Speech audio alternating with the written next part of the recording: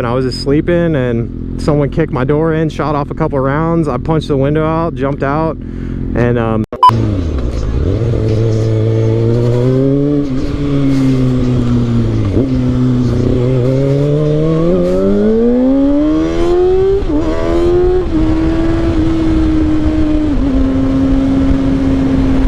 what is going on, Dank fam? It's your boy Mike Diesel, and you guys loved story time so much last time that I figured I'd get a little more personal with you guys today and talk about drug dealing. What? Not specifically about drug dealing, but definitely the past that I've had and what became of DankWheelie.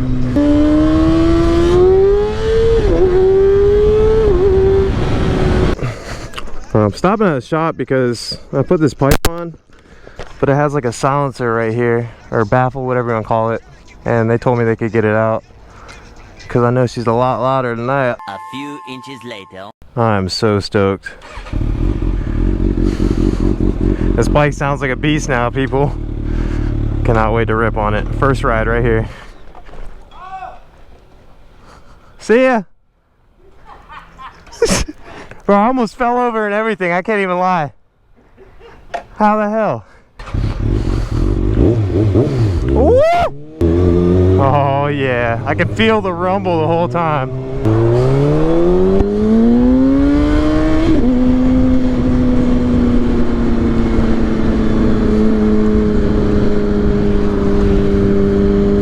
Alrighty guys, so you guys pretty much know a lot about me and my riding side, but before riding I had quite the past, and since we like the story time so much, figured I'd run off some more story time.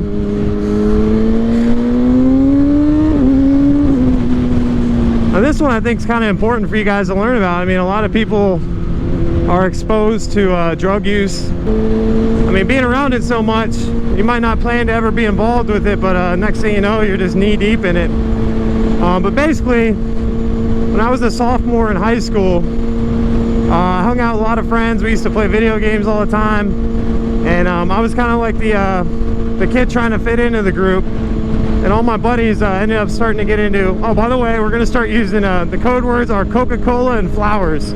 So my buddies started smoking flowers, and you know, I didn't really know what to do but fit in, so I started smoking with them. And having no tolerance before and starting smoking for the first time, I used to get blitzed.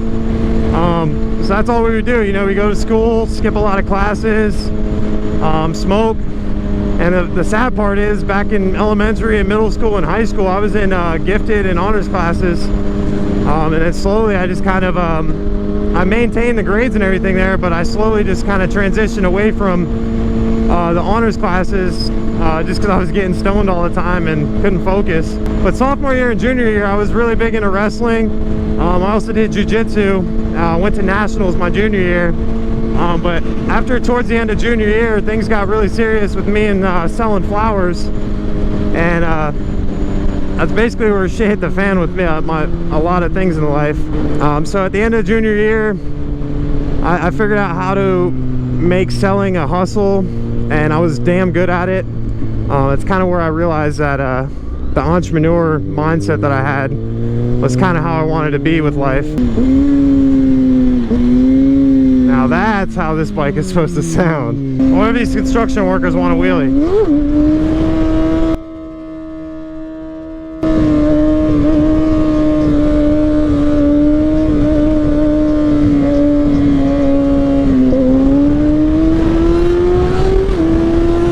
So what I'm trying to get with this story, guys, is I had a lot of stuff going for me back in high school, sophomore and junior year. I took second in nationals with 1 year of training in jiu-jitsu. The guys I used to train with were professional mixed martial arts athletes, and I was way ahead of my time. But yeah, a couple of competitions I went to, I'd crushed the competition. I ended up going to Naga and taking second place. But it's funny, I would have took first place, beating the guy by points. I just wasn't cool with beating the guy by points, so I tried to beat him in a submission, and he ended up choking me out with my best move, which was a triangle choke. So that hurt my pride, you know, and I might have went back to my boys and smoked it up, celebrating a loss, and after that, everything else was history.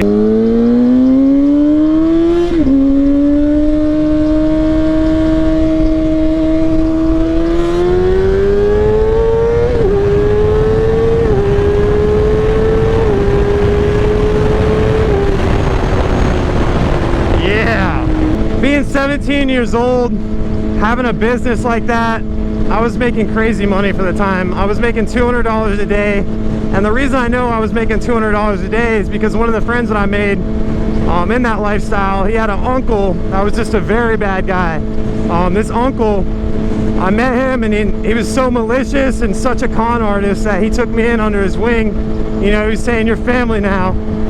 The reason I met his uncle is because he had this 2001 Cadillac DeVille for sale, and this thing was top-notch beautiful, guys. It had triple dip chrome 22-inch wheels, rubber band tires, train horns in the bumper, TV screen dash, custom paint job, custom tint, just everything and anything you could ask for, sound system.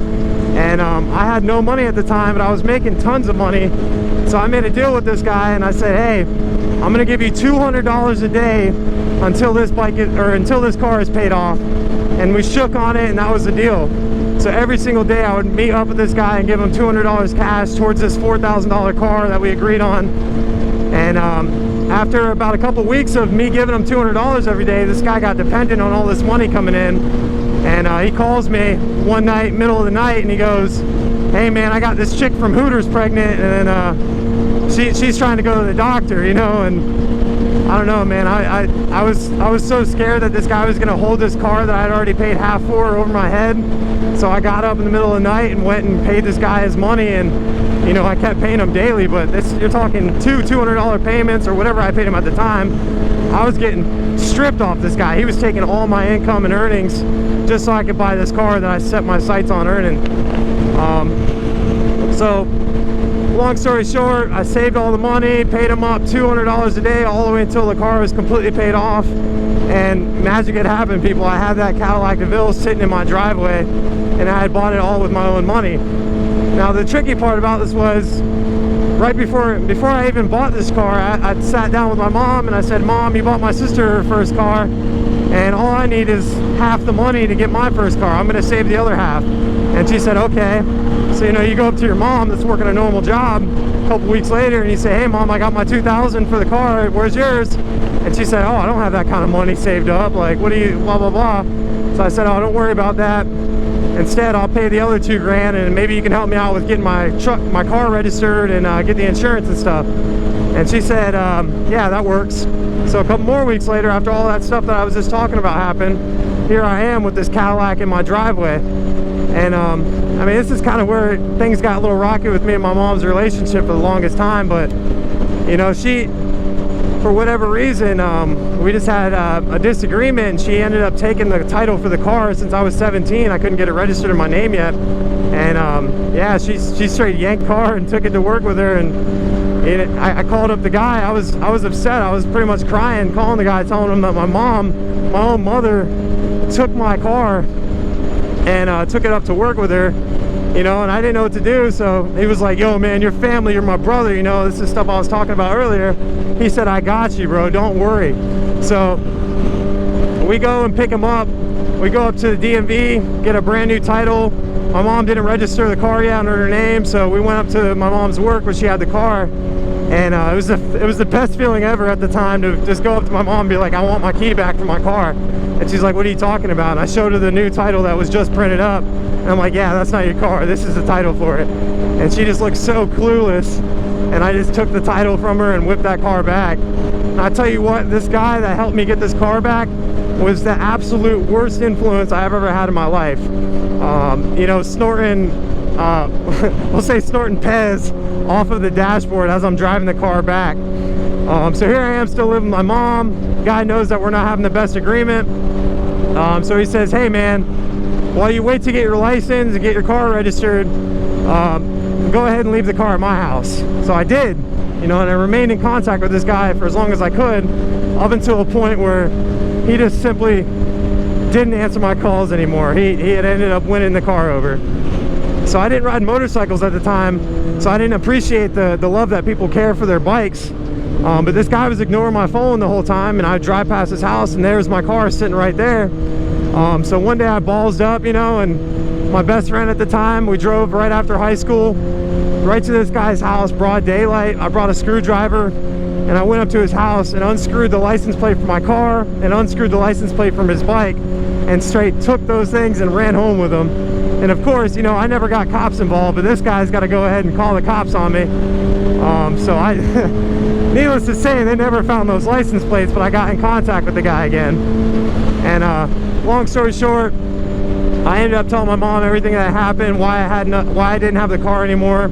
And she's like, why didn't you tell me this whole time? You know, I thought you had everything under control. I understand you're upset and you had to get the car back. Maybe what I did wasn't the best thing to take the car from you that you bought yourself, but we need to get that car back for you. That's not right. So me and my mom hired an investigator and ended up meeting up with the guy, and he just simply gave over the keys to the car, because if he was charged for any kind of thing with this whole case, he was going to prison for 15 plus years. He was one of those third-time offender guys. And that's why I should have known, first and foremost, you know, the guy's a third-time felon. I'll be damned if he ain't gonna do it again. It was just a great feeling to smile at this guy with my car back, knowing that I had won. And truthfully, I was the one that should have won. You know, this guy didn't deserve this car. I paid good money for it. I busted my ass. No matter how I made the money, I busted my ass to get that money. And for him to just go ahead and steal it from me, it taught me a lot about people's character and just a lot about life. So here I get the car back, guys, and this thing was completely beat. Like, I'm 17 years old. I actually had my own place at the time. I ended up getting my own apartment my senior year of high school, and I had this car that was just completely beat, guys. Like, the 20-inch rims are all broken on it, so we put the stock wheels back on. It sounded like he smashed into like a mailbox or something, because all the motor mounts were snapped off. Like, this car was so beat, and I had no way of fixing it because I didn't know anybody at the time, didn't have the money, nothing. So I posted it on Craigslist and sold that car for $1,000. And the old man that ended up buying it was so sleek about it, man. He just came up, gave me $1,000 all nonchalant, and then legit did a burnout leaving the parking lot. That's how stoked he was to get this Cadillac for $1,000. So since I sold the Cadillac, I was still riding scooters at the time, in and out of high school. So I went and bought this scooter called a GMW, and I rode that thing non-stop while I was living in the apartment. So going to high school every day, I had a nice little apartment, kept it spotless. I was still doing my job that I did to make the money for the Cadillac.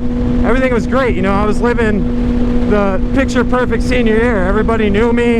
I was the man around school, you know. And all of a sudden, one night, I had two buddies hanging out at my house, and they were like, yo, we're gonna go to the store and get some wraps. I was like, all right. So it was like a 10-minute, 15-minute store run, and I had someone coming over. So when they left, the guy came over, and I opened up the door for him, and he closes, and I go to close the door behind him, and this big dude wearing all black opens up the door behind me, like pushes it back open, and he's like, you know what time it is? And he puts a gun right to my head. I'm gonna go through here. So the dude puts the gun to my head and says, you know what time it is? And I automatically knew what time it was. So he started taking the chain off my neck. He started grabbing for all this stuff in the house. This dude literally took everything, you know, a couple bracelets in the bathroom, just anything and everything I had. They completely stripped me of it. And I just remember sitting there like, wow, I'm back at ground zero, man. I got nothing. And sitting on the couch, and I like shoved my hand in the crack of the couch and find a $5 bill. I don't know, man. It was just a crazy feeling. So, you know, it took me some time, still going to school and stuff, still getting my grades done. But I ended up getting back to my, I ended up getting back on top of my game, and everything was still going great. You know, I had my little network of friends, but at that time I was like, no, I'm keeping my circle small. I'm not talking to nobody new. I got the people I need. That's that. And one time, you know, my boy was doing his own little hustle, and he was like, yo, I got a friend coming over to drop me off something. And I was like, yeah, we'll keep that outside. Don't bring him in here. And I'm just sitting here playing Call of Duty the whole time, zoning out. And next thing you know, dude comes into my house with the guy, and the guy's being all buddy-buddy with me, like, oh, yo, what's your name, blah, blah, blah, blah, blah. And I'm like, yeah. And he's like, what are you up to, this, that, and the other. I was just being very short with the guy, just not letting him know about my business, and we kept it at that, you know. But I seen what he pulled up in, all that good stuff, and he left, and that was it. So with that whole thing, I got a really weird feeling about this guy. I've known him through the grapevine, but I never associated with this guy that my friend brought over, just because from what I've seen and heard and thought about him, I didn't have good vibes. So that same exact night, guys, 1 o'clock in the morning, it's middle of December, freezing cold out. I'm sleeping in my 1-bedroom apartment, and the way the bedroom is set up, it was a bedroom all the way into this long hallway. So if I opened up my bedroom door, I could see all the way to the front door. So for whatever reason, guys, I woke up out of a dead sleep to hear my door handle jiggle, and I got out of my bed, walked down, and literally I look at my front door from the inside, and I'm seeing the handle jiggle. So I zoom in on the peephole, and I look, and there's 2 white guys with these hoodies on. You can't see their face, just a little bit of their chin, and they're like moving in and out of the peephole. So after I sit there for a second and look through the peephole to see what they're doing, these dudes go and just freaking mule kick the door, and I can hear it cracking. So I'm like, yo, and I like scream, I'm like, stop, and they like kind of like run away, and they all scatter around the windows and stuff. So I peep my head out the window, and I see the same exact truck that I seen earlier that day of the guy that my buddy brought over. So what I do is I go and grab my safe in my kitchen, and I run my safe to my bedroom all the way at the end of the hallway. And by the time I get to the end of my bedroom, I just hear the door getting kicked again, and like 2 or 3 more good kicks, and that thing busted right open, people. And it was pitch black in my house. As soon as the door busted open, there's a hallway outside with a light, so it just, all this light shot up. And after that happened, there's like a gunshot. So as soon as all the light busted open, they shot off a round, and they said something like, "We know you're in here," or something like that. And as soon as I heard the gunshot, guys, it went from like getting robbed to survival mode. And I don't know, I didn't know what to do, honestly. I was in my bedroom and I seen all this happen, so I slammed my bedroom door as soon as they bust open the door, and they start pouring in like 4 guys. And I just look at my bedroom, and it's there's nowhere to go. There's just 2 windows, like a dead end of the house. All I was wearing was night pants, barefoot. I just punched the window, and it's one of those crank windows with the 3 slits, so it was super thin. But I punched the window with my bare hands, split my knuckle open, and then jumped through the window, and started rolling, and just ran as fast as I could around the parking lot to the other side of the apartment complex I was at. So these guys were straight up robbing my house. I ran around the apartment complex, and I got to the total opposite side of the apartment complex in this stairwell outside, dripping blood everywhere. And it's crazy because they pull up in the truck 4 deep right out front of where I was standing at another apartment complex in the same exact apartment complex. And I said that weird. And they started unloading my stuff a couple apartments over. I'm like, what the heck? But at this point, guys, I'm still like, they're shooting off rounds middle of the night right in public, so they probably don't care about getting away with murder. So at this point, I don't care about anything but trying to stay away from these guys and survive. That was my biggest thing. So I stopped from right there, and I made a run for it, and I ran to another side of the apartment complex and just banged on some random door, and this daughter and her boyfriend and a dad opened up the door, and they're like, "What's going on?" And I was just so nonchalant, my arms just covered in blood, and I'm like, "Can I use your phone?"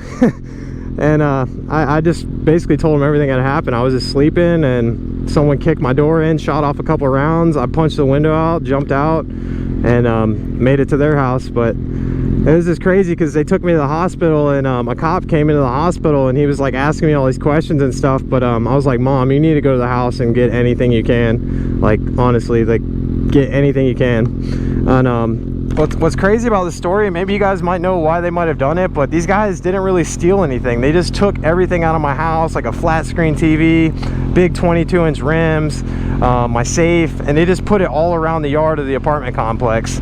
So when I pull up to the scene, there's just all this stuff scattered across the grass. Like, literally, they didn't steal anything of my stuff. They just laid it all over the ground.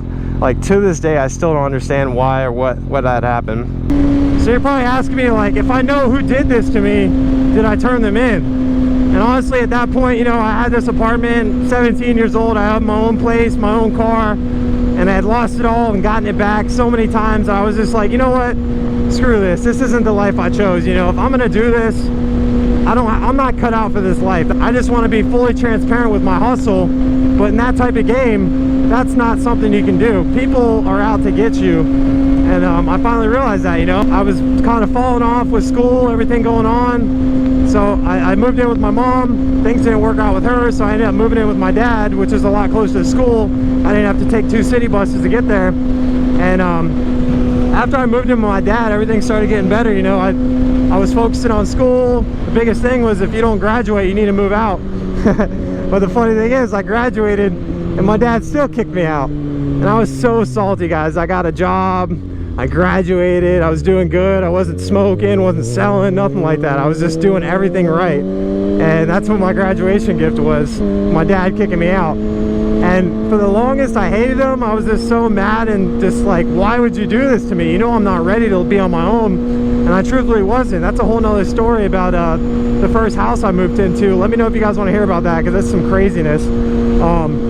But yeah, I honestly, to this day, I'm so thankful that my dad kicked me to the curb when he did. I was 18 years old, you know, 8 years ago. And honestly, I would have been a silver spoon in my mouth all my life if it wasn't for him just kicking me to the curb and, you know, sink or swim at that point. You know, I busted my ass. I was still in the same lifestyle for a little while, but at my peak of living at that apartment, I never hit that high of a level before after that. And you know, it was just kind of at that point where I was like, I'm not getting any stronger at this, and I'm just realizing that these people are very bad people. And hey, I might be making a lot of money, but the energy and the people that I surround myself are not real and not good. So I made that decision to take my re-up money, if you guys know that term, and I bought my first bike, which is a 1999 Ninja 500. I was working a 9-to-5 job, so I lived the American dream of working a job and riding your bike to work. And I didn't start making YouTube videos until after my second bike, when I was working 2 jobs to make the money to earn that second bike. But ever since then, it's been history. I was working jobs all that time. Never resorted back to selling flowers or anything like that, but man, it was such a learning lesson, people. And if you guys, I don't know what you guys are up to in life, but drug use is only getting higher as life goes on and this world evolves. But I can tell you this right now, guys, I smoke so much, but as of a couple weeks ago, my whole mentality has been, I smoke because my mind is constantly racing. It's always thinking, and I just need to smoke for some sanity, you know, to calm my mind down. But I've came to the conclusion with smoking, guys, that for me, I'm always gonna have my mind racing, and when I smoke, my mind's still racing, but then these thoughts that I have can't be controlled, or they can't be organized, and I'm just kind of tired of that, you know. So more than anything, you know, I like smoking. Smoking's great. It's a great way to release, but up until this point, guys, you know, I see I'm opening up to you guys a lot more, and everything's changing with me, and you're seeing a whole nother side of me. But I'm so happy, people. You don't understand. Like, hey, yeah, the channel could be doing better, but I'm learning so much about life that I didn't even know existed. It's wild. I'm not gonna lie, I'm doing laps around here. I was supposed to be back home a while ago so I could edit some videos, because we're on that daily upload grind, but this video got a little bit more lengthier than before. Look at that exhaust stuff. Oh, it sounds so good. Alrighty, guys, that's gonna conclude today's story time vlog. I hope you guys enjoyed. It seems like you guys are. So if you guys want to hear more about my past, because there's so many more stories I got to tell, I'll basically just jot down anything I can think of that would be a good story to tell you guys. But these are all factual things that are happening with me or happened in the past. And it's just a learning lesson for myself, and hopefully you guys can take some knowledge from it as well. But your friends are going to be the ones that influence you the most, guys, and you don't have to follow the same exact path that they take. I did, and I was successful for a little bit of time. It was some of the best times, but also some of the worst times in my life. But at the end of the day, anything that's happened to me up until this point, I wouldn't regret doing. It's just a matter of learning from it and taking some kind of knowledge. You got a bad relationship, a bad past, or anything like that, it's not a bad experience. It's good advice and a good lesson learned. Other than that, guys, let me know what you guys want to see next. I hope you guys are enjoying the daily vlogs. We're going to keep pumping them out. And I'm so stoked that we got that silencer out. The bike sounds like an absolute monster now. I was like, it's a monster, but now it's like legit a monster. It sounds great. But we'll be riding the 19 more. I love riding this bike, guys, especially when I have something to talk about and just kind of cruise and release the brain. But other than that, feel free to like, comment, subscribe. And like always, join the Patreon and keep it dank. Later.